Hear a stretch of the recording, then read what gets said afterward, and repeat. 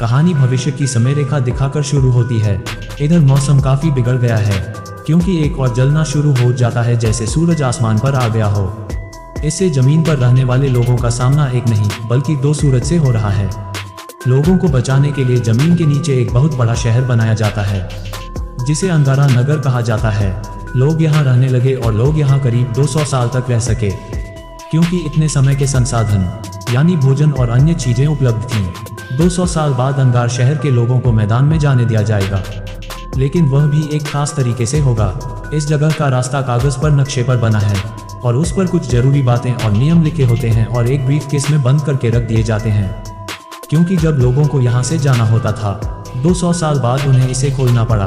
फिर ब्रीफकेस तैयार करके पहले मेयर को सौंप दिया जाता है और समय बीतने के साथ यह नए महापौर को दिया जाता है और इसलिए यह कई सालों तक चलता रहता है। लेकिन एक दिन जब वर्तमान महापौर मर जाता है, यह ब्रीफकेस आगे किसी को नहीं दिया जाता। इसके बजाय इसे एक जगह रखा जाता है। किसी तरह लोग इसे भूल गए थे और इसलिए यह कई सालों तक चलता रहता है और एक दिन अटैची अपने आप खुल जाती है। अब हम अंगार शहर की वर्तमान स्थिति देखते हैं जो अब जनरेटर से चल रहा है, लेकिन दिक्कत यह है कि यह जनरेटर भी जल्द ही खराब होने वाला है। साथ ही खाने पीने का सामान भी तेजी से खत्म हो रहा है। एम्बर शहर में हमें एक स्कूल दिखाया गया है जहां जब सभी बच्चे अपनी पढ़ाई पूरी कर लेते हैं तो एक पार्टी आयोजित की जाती है जिसमें हर बच्चे को एक पेपर निकालना होता है। कागज पर सभी नौकरियों के बारे में लिखा था और कागज जो एक बच्चा निकालता है उसे जीवन भर एक ही काम करना होगा। इसमें छोटे बड़े सभी तरह के काम शामिल थे और शामिल अधिकांश नौकरियां जनरेटर मैकेनिक की थीं। अब यहाँ हमें एक धूम नाम का लड़का दिखाया गया है जो अपने पिता की तरह जनरेटर मैकेनिक बनना चाहता था और उसके हिस्से में आए कागज पर उस पर डाकघर लिखा था, यानी वह पोस्टमैन का काम करेगा। यहाँ हमें एक लड़की भी दिखाई गई है जिसका नाम लीना है। वह धूम की बहुत अच्छी दोस्त थी।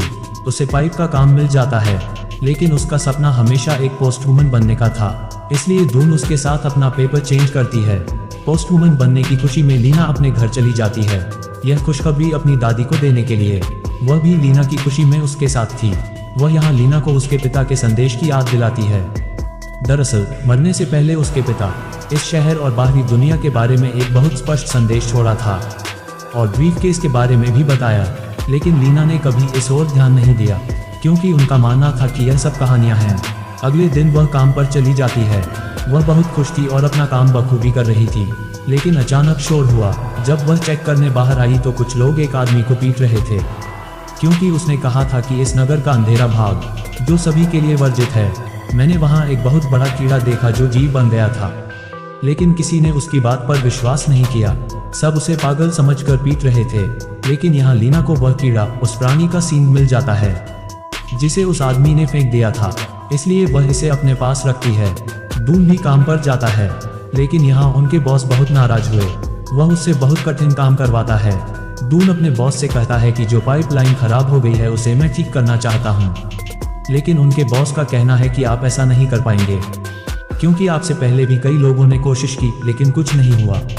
वह फिर एक मृत कार्यकर्ता के पुराने हेलमेट को दून को पहनने के लिए देता है और उसे काम करने के लिए कहता है, लेकिन क्योंकि उन्हें किसी तरह पाइपलाइन की समस्या का समाधान करना था, इसलिए जब वह सो रहा था तो उसने अपने बॉस की जेब से पाइपलाइन का नक्शा चुरा लिया। उसी के द्वारा इस सारे स्थान को चेक करके वह बहुत आगे निकल गया। इसके बाद वह बाहर के कमरा नंबर 351 पर पहुंचते हैं जहां सभी के जाने पर पाबंदी थी, और यहां आकर वह बहुत हैरान हुआ क्योंकि नक्शे में ऐसा कोई कमरा नहीं था, इसलिए वह अपनी खोज जारी रखता है। यह पाइपलाइन काफी बड़ी थी, कोई नहीं जानता था कि यह कितनी दूर जाएगा। आगे चलकर वह एक ऐसी जगह पर पहुंच जाता है जहां खाना रखा होता है और वह यह देखकर बहुत डर जाता है कि किसी तरह खाना खत्म हो गया है। फिर अन्न रक्षक जो यहाँ रखवाली करता है वह आता है और धूम का कॉलर पकड़ लेता है क्योंकि यहाँ सभी का आना मना था। उस पर गुस्सा आ रहा था। अचानक बंद हो गया जनरेटर और धीरे धीरे पूरे शहर की रोशनी चली जाती है। इस मौके से धूम फरार हो गया। चारों तरफ अंधेरा फैला हुआ था। फिलहाल जनरेटर की मरम्मत की जा रही है, लेकिन सभी जानते थे कि यह ज्यादा दिन नहीं चलने वाला। उस रात लीना अपनी नानी के घर जाती है और वह उससे उस अटैची के बारे में पूछती है। दरअसल जब भी ब्रीफकेस की प्रक्रिया चल रही होती थी, लीना के दादा भी मेयर रह चुके हैं और उनकी मौत के साथ ही ये ब्रीफकेस किसी मेयर को नहीं दिया गया। वह अटैची ढूंढती है, वह इसे ढूंढती है, लेकिन उसे नहीं पता कि इसके साथ क्या करना है। अगले दिन जब लीना पत्र देने के लिए महापौर के पास जाता है, उसने जो खाने के डिब्बे देखे थे उसे वह छिपा रहा था। मेयर लीना को वहां रखी कुछ तस्वीरें दिखाते हैं जिसमें उनके दादा की भी तस्वीर थी और उन्होंने इस ब्रीफकेस को पकड़ा हुआ था। अब शहर के लोगों की हालत और खराब हो गई है क्योंकि अब उन्हें खाने पीने और दवाओं की किल्लत से गुजरना पड़ रहा था। अब लीना की मुलाकात डून से होती है और वह उसे वह सींग देती है जो उसी बड़े कीड़े का था जिसे उस आदमी ने फेंका था। डून हॉर्न लेता है और अपने पिता की मदद से पता लगाता है यह वास्तविक है या नहीं। इस बारे में उनके पिता को काफ़ी जानकारी थी, लेकिन वह भी यह नहीं समझते किसी कीड़े का सींग इतना बड़ा कैसे हो सकता है। वह फिर डून की मदद करने से इनकार कर देती है क्योंकि वह शहर के बारे में अधिक खोज नहीं करना चाहती थी। जब लीना को डून के पापा से कोई मदद नहीं मिली, वह उसे अटैची दिखाती है जिसमें फटा हुआ कागज का टुकड़ा, एक प्लेट और कांच का एक टुकड़ा मिला है जिस पर निशान बना हुआ था। फटे कागज के टुकड़ों से जुड़ते ही वे शहर से बाहर निकलने का रास्ता ढूंढते हैं, यानी बाहरी दुनिया में जाना। शुरुआत में यही नक्शा ब्रीफकेस में रखा गया था और उस रास्ते जाना है। उन्हें कमरा नंबर 351 से गुजरना पड़ा। जैसे ही ये लोग वहां जाते हैं, उन्हें एक लंगड़ा आदमी मिलता है जो उन्हें देखते ही भाग जाता है। उनके हाथ में खाने के डिब्बे थे कि वह भी वहीं गिर जाता है और डून यह देखकर काफी हैरान हुआ क्योंकि वह खाने का डिब्बा पहले से ही था नगर में संपन्न हुआ, जिसका मतलब था कि लोगों से झूठ बोलकर यह खाना कहीं छिपाकर रखा गया है। अब इससे पहले कि वे कुछ और जांच पाते, जीव उन पर आक्रमण करता है जो असल में वही कीड़ा था और अब यह एक प्राणी बन गया था। तो अब उसकी जान बचाने के लिए उन्हें यहाँ से भागना पड़ रहा है। लीना डून के हेलमेट को देखती है जिस पर लीना के पापा का नाम लिखा था। जब वह देखती और समझती है मेरे पिताजी उसी पाइपलाइन पर काम करते थे जो अब जीवित नहीं है, तो वह उसे याद करने लगती है। तो डून लीना को अपना हेलमेट देता है। लीना अब अपनी मौसी के घर जाती है और अपने पिता की मृत्यु के बारे में पूछती है कि यह कैसे हो गया। वह उसे बताती है कि तुम्हारे पिताजी को शहर से बाहर जाने का शौक था और उसे एक रास्ता भी मिला, लेकिन मिशन पूरा होने से पहले डूबने से उसकी मौत हो गई।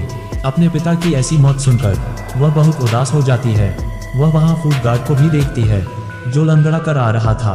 उसे देखकर लीना को वह रात याद आ गई और वह सीधे डून जाती है और उसे सब कुछ बताती है कि उस रात कोई और चोरी नहीं कर रहा था। दरअसल फूड गार्ड भाग रहा था क्योंकि वह भी लंगड़ा रहा था। तो अब ये लोग रूम नंबर 351 में चले जाते हैं, जहां आकर वे दंग रह गए क्योंकि यह पूरा कमरा भोजन से भरा हुआ था जिसे लालची मेयर ने अपने लिए जमा किया था। और यह खाना इतना था कि यह उसके पूरे जीवन तक चल सकता था। जबकि उनके लोग भूख से तड़प रहे थे, तो लोग वहां से भाग जाते हैं और लीना के घर चले जाते हैं। वे लीना के पिता की रिकॉर्डिंग सुनते हैं जिसमें एक फौजी के बारे में बताया जा रहा था, इसलिए वह तुरंत भागकर अपने पिता के पास जाता है और उससे लीना के पापा और फौजी के बारे में पूछने लगता है। फिर उसके पिता उसे बताते हैं कि लीना के पिता और सैनिक मिशन में साथ थे, यही पाइपलाइन का काम करते थे, लेकिन अपने मिशन में कभी कामयाब नहीं हुए। लेकिन लीना के पिता के साथ उस सैनिक सहित उसके कई साथी भी मारे गए, इसलिए मैंने आपको इस मिशन के बारे में कभी नहीं बताया। दरअसल मैंने हमेशा मैकेनिकल और पाइपलाइन के काम से दूर रहने की कोशिश की। अब डून अपने पापा की परेशानी को समझता है, लेकिन किसी तरह उसे अब इस मिशन को पूरा करना था, यानी खुद यहाँ से निकलकर और बाकी लोगों को हटाकर वहाँ लीना मेयर का पर्दाफाश करने की कोशिश करती है। यानी वह कितना लालची है, वह इसे सबके सामने लाना चाहती थी, लेकिन खुद मेयर ने उन्हें पकड़ लिया था। लीना ने नोटिस किया कि मेयर का बैज बॉक्स में मिले कांच के टुकड़े जैसा दिखता है। फिर रोशनी चालू और बंद होने लगती है। टन लीना इस बात का फायदा उठाती है, मेयर का बैज चुरा कर भाग जाता है। इस वजह से लीना और डून दोनों क्रिमिनल हैं। अपराधियों की सूची में सबसे ऊपर रखें। वे अब महापौर के बैज में शामिल हो गए हैं और अटैची के कांच का एक टुकड़ा साथ में, जिससे इसे पूरा किया गया और उस पर वह चिन्ह बना दिया गया जिसे जनरेटर रूम के दरवाजे पर भी बनाया गया था। उन्हें लगता है कि शायद यही उस कमरे की चाबी है। वह कमरा नहीं खुलता। फिर जब लीना नक्शे पर लिखी अहम बातें पढ़ती है, फिर पता चला कि उन्हें अलमारी हटानी है। और अब जैसे ही वह अलमारी हटाती है, कई अलमारियां गुप्त स्थान पर पड़ी थीं। फिर उन्होंने दूसरा नियम पढ़ा। उसके अनुसार पहिया घूमने लगता है, जिससे सारी अलमारियां एक तरफ हैं, वहीं एक तरफ जनरेटर रूम है। जैसे ही कोई गुप्त द्वार खुलता है, वे दूसरे भूमिगत शहर में पहुंचे। यहाँ एक लंबी नदी एक बहुत बड़े यंत्र से जुड़ी हुई थी। दरअसल ये सभी अलमारियां यहाँ नहीं थीं, उनमें वह सामान रखा जाएगा। दरअसल इसमें लोग बैठेंगे और यहाँ से जाएंगे। तीसरे नियम के अनुसार उन्हें कंट्रोल रूम जाना पड़ा। जैसे ही वे उस कांच के टुकड़े और कांच को चाबी की तरह इस्तेमाल करते हैं, कंट्रोल रूम का दरवाजा खुलता है। अंदर आकर उन्हें बहुत सारे बटन दिखाई देते हैं, जिसने यहाँ की सारी मशीनरी को कंट्रोल किया। बताई गई अहम बातों के मुताबिक जैसे ही वे पहिया घुमाते हैं, बटन दबाएं, फिर मशीनरी अपने आप घूमने लगती है। लेकिन उनके लिए परेशानी तब बढ़ जाती है जब पानी का प्रेशर बढ़ जाता है और शहर की लाइटें अब तेजी से काम करने लगती हैं। अचानक दबाव इतना बढ़ जाता है कि पाइपलाइन टूट जाती है। इससे अब बाढ़ का खतरा मंडराने लगा था। जब मेयर सभी लोगों के साथ खड़े थे, फिर वहां भी सब कुछ हिलने लगता है। चिमनियां गिरने लगती हैं, जिसके कारण महापौर समझते हैं कि मेरा राज सबके सामने आने वाला है और यह शहर भी बाढ़ से तबाह होने वाला है। इसलिए वह ऐसे कमरे में जाता है जहां पानी नहीं आ सका। लेकिन एक बहुत बड़ा जीव वहां आता है और मेयर पर हमला कर देता है और तुरंत उसे निगल लिया। जैसे जैसे पानी का दबाव बढ़ रहा था, डूम के आका वहां पूरी व्यवस्था को दुरुस्त करने आते हैं और वह डूम को बताता है मशीनरी को ठीक करने और पानी के दबाव को नियंत्रित करने के लिए आपको हैंडल पकड़ना होगा, जो स्पष्ट रूप से खतरनाक है, लेकिन लोगों की जान ऐसे ही बचाई जा सकती है। अतः तुम यहाँ से भाग जाओ, मैं यह काम करूंगा। अब हालांकि डूम ऐसा नहीं करना चाहता था, लेकिन उसे जाना है और उसका बॉस अपनी जान जोखिम में डालकर संभालता है।